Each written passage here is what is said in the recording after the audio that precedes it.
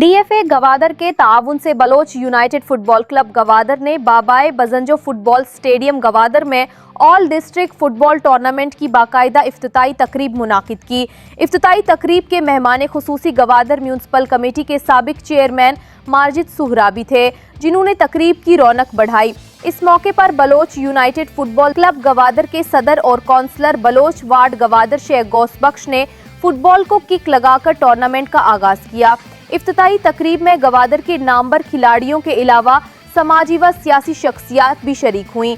इफ्तिताई match आज़ाद football club Gwadar और गजरवान football club के दरमियान खेला गया, जिसमें आज़ाद फुटबॉल क्लब ने शानदार कारकर्दगी दिखाते हुए 7 गोल स्कोर किए, जबकि गजरवान फुटबॉल क्लब गवादर ने 2 गोल स्कोर किए। यूं आज़ाद फुटबॉल क्लब गवादर ने 5 गोल की बढ़तरी के साथ मैच जीत लिया।